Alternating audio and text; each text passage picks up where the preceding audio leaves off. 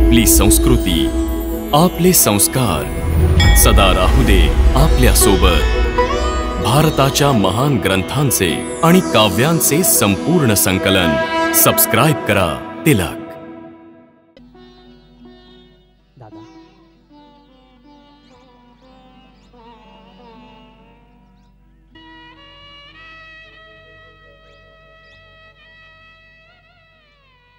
दादा, आज्ञा द्या, मला काय करायचं आहे?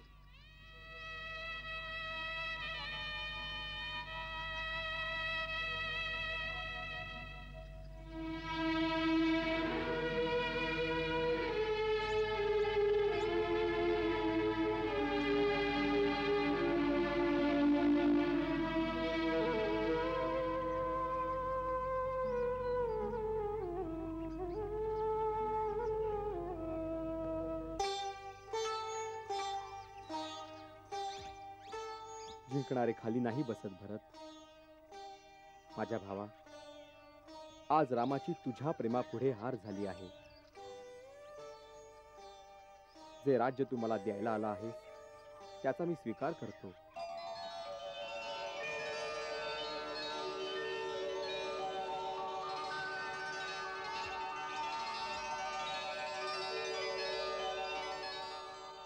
परंतु पिताश्रींचं वचनही खोटं न ठरो यासाठी माझी तुला एक प्रार्थना आहे। 14 वर्षापर्यंत माझ्या स्थानी तू त्या राज्याचा भार सांभाळ।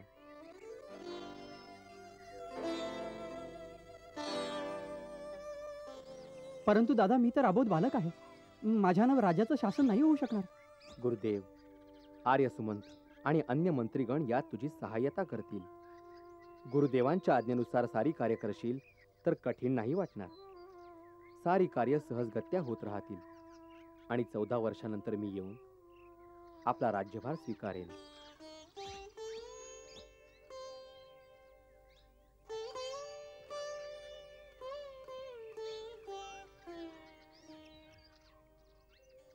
मोठे निर्मोही आहात दादा, प्रेमाचं कोणतंच मोल नाही ठेवलं। प्रेम केलं तर त्याचं मोजमाप करू नका। असं नाही करत मोजमाप। संभवतः 14 वर्षाचा विरहच माझ्या पापांचं प्रायश्चित्त ठरेल। परंतु एक गोष्ट लक्षात असू द्या दादा, 14 वर्षानंतर जर आपण येण्यामध्ये 1 दिवसाचाही उशीर केला तर या चरणांची शपथ घेऊन सांगतो, आपण आपल्या भरताची जळती चिता पाहाल। नाही भरत, नाही।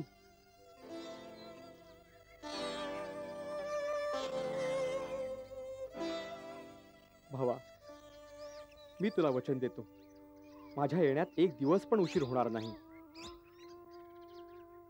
दादा, काही मागितलं तर द्याल? वेड्या, तू माझे प्राण मागितलेस तर या क्षणी देईन तुला। बोल, काय हवंय तुला? मला आपल्या चरण पादुका द्या। चरण पादुका? हो दादा। दादा, आपलं राज्य तर आपल्या या सेवकाकडे आपली धरोहर म्हणून राहणार आहे। जेव्हा आपण नसणार तेव्हा सिंहासनावर कोण बसणार?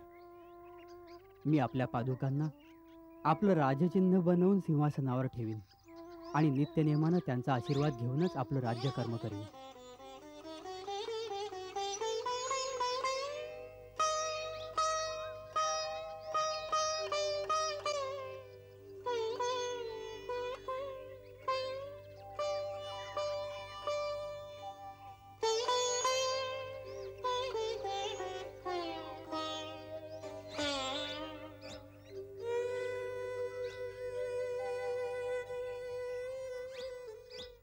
लक्ष्मणा,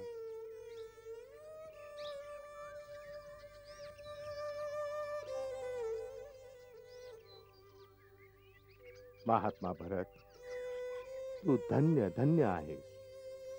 तुझा सदा सदा विजय असो।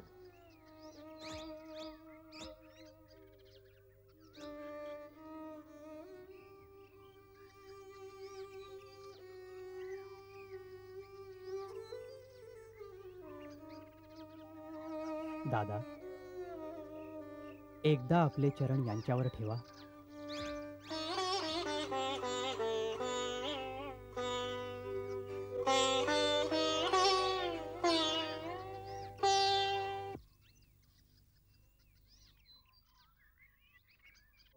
प्रभु करे कृपा खडाऊ दिधल्या सादर भरत माथा ठेविल्या. गुरुदेव, मी दादाच्या चरणांची शपथ घेऊन हा पण केला होता. जर त्यांच्या येण्यास एक दिवस जरी उशीर झाला तर मी जळत्या चितेत उडी मारून आपले प्राण त्याग करेन. आणि अजूनपर्यंत चारही बाजूला पसरलेले दूत आणि गुप्तचर यापैकी कुणीही हा शुभ समाचार घेऊन नाही आलं की दादांची पावलं अयोध्येच्या निकट येऊन पोहोचली आहेत. जर आज सूर्यास्तापर्यंत त्यांच्या येण्याची काहीही सूचना नाही मिळाली तर माझं प्राण त्याग करणं निश्चित आहे. म्हणून मी आपल्याला बोलावलंय. माझ्या नंतर आणि दादाच्या येण्यापर्यंत मी अयोध्येचं राज्य आपल्याकडे सोपवतो. शत्रुघ्न अजून लहान आहे, म्हणून हा भार आपल्यालाच उचलावा लागेल. महात्मा भरत, श्रेष्ठ कुळाच्या वीरांनी वेळ येण्या अगोदर हताश होऊन निराशेला जवळ करणं उचित नाही. इतिहास बदलण्यासाठी एक क्षणही यथेष्ट होतो. म्हणून ज्या वीरांच्या कर्मांना इतिहास घडतो त्यांनी अंतिम क्षणापर्यंत कर्म आणि आशेचा त्याग केला नाही पाहिजे, हेच ज्ञानींचं मत आहे. म्हणून सूर्यास्ताच्या एक क्षण आधीपर्यंत तुला प्राण त्याग करण्याचा विचार करण्याचा अधिकार नाही.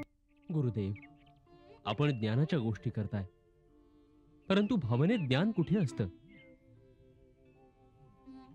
मला तर राहून राहून असंच वाटतंय की माझ्या प्रभूला माझ्यात काही कमी दिसते आहे. ज्या कारणानं त्यांनी माझा परित्याग केला आहे. श्रीराम आपल्या प्राणाचा त्याग करू शकतात, परंतु आपल्या भरताचा त्याग नाही करू शकत. ते भरताला आपल्यापेक्षाही अधिक निर्मळ मानतात आणि सदा हेच सांगतात की माझा भरत धर्माचा सूर्य आहे. त्याचा दिव्य प्रकाश तिन्ही लोकांमध्ये आणि तिन्ही काळांमध्ये जाज्वल्यमान आहे. हे महात्मा, अशी मधुर वचनं बोलणारे आपण कोण आहात? मी तर प्रभूचा एक सेवक आहे. श्री रामप्रभूंचा एक संदेश घेऊन आलो आहे. प्रभू भारद्वाज मुनींच्या आश्रमापर्यंत पोहोचले आहेत आणि वनवासाचा अवधी पूर्ण होताच अयोध्येला पोहोचतील.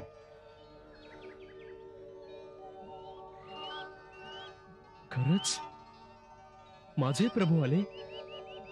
खरोखर खरोखर आपण माझ्यासाठी जणू भगवंताचे रूप आहात, ज्यांनी आपल्या वचनाच्या अमृतांनी मला प्राणदान दिलंय. माझा प्रणाम स्वीकार करावा. हे काय करता महाराज भरत? मी तर आपलाही सेवक आहे. आपण मला ओळखलं नाहीत? मी हनुमान आहे.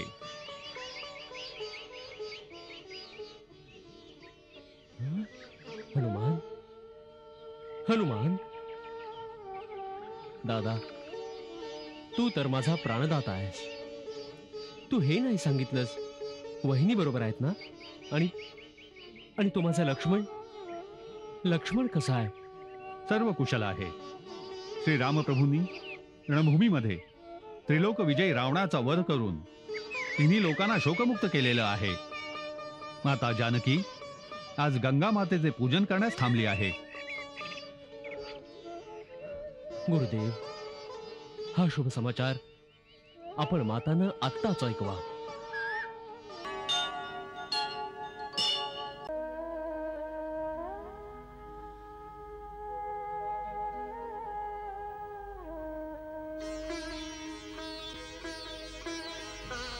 भरत दादा, 14 वर्षांपर्यंत शासनाचं हे ओझं घेऊन उभा आहे.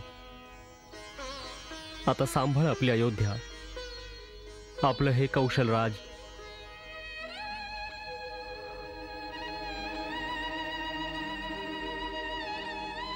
दादा, ही जबाबदारी मी आपल्या श्रीचरणांशी समर्पित करतो आहे. स्वीकार करावा.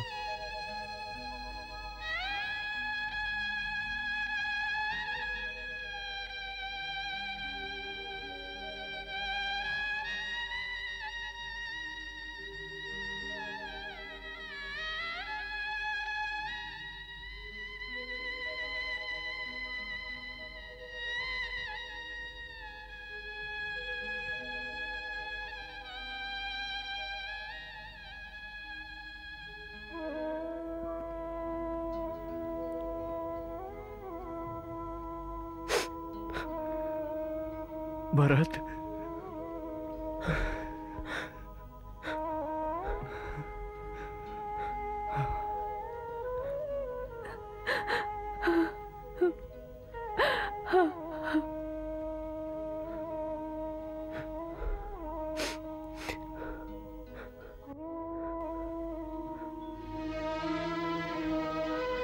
दादा, आपल्या प्रजेच्या बाबतीत जर माझ्याकडून काही चूक झाली असेल तर त्यासाठी क्षमा करावी. मी आपल्याप्रमाणे काही राजा नाही, मी तर केवळ एक सेवक आहे. भरत, अनंत काळापर्यंत तिन्ही लोकात जेव्हा कुणी एखादा धर्माची गोष्ट सांगेल तेव्हा धर्माचं प्रमाण देण्यासाठी केवळ एकच नाव घेतलं जाईल आणि ते असेल माझ्या भरताचं. भरत, मी तर वनामध्ये 14 वर्ष घालवली पित्याच्या आज्ञेमुळे, परंतु तू तर केवळ भावना आणि भ्रातृप्रेमामुळेच 14 वर्ष राजधानीमध्ये राहूनही संन्याशाप्रमाणे घालवलीस. भरत, तू आपणा सर्व भावांमध्ये सर्वात महान आहेस.